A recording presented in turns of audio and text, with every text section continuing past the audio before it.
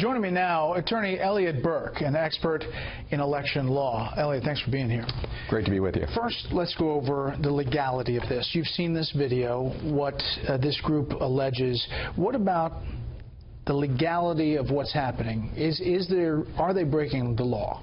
Well, the first thing we need to look at is whether or not there's a public communication, and it's not clear to me from the video they put out that there actually is a public communication.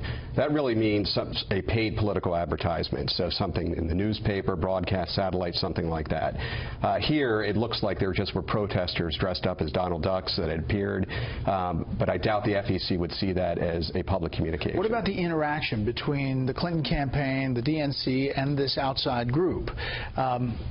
Numerous times in this video it says that it was Hillary Clinton's idea to deploy these ducks directly, the candidate. Well, that's a different question, because anytime a candidate committee or a political party is working with an outside group, you get into possible in-kind contributions. And here, the allegation is that the candidate herself may have directed an outside group to engage in this behavior, and if so, that could be an in-kind contribution. In-kind contributions can be permissible, but they need to be reported.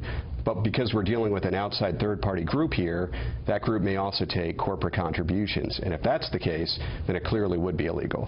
Now, that would result in an FEC filing potentially, and that's a long process.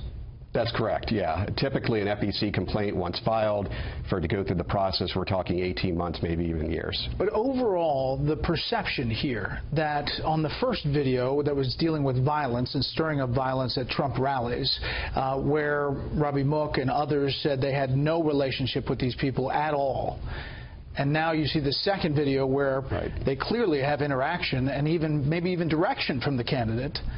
It's a different story on these two videos. It is, and obviously that's a question for the voters in terms of trustworthiness, but in terms of the law, if there was actual conversations about doing this, if there was knowing and willful violations, then yes, that could get into a criminal investigation.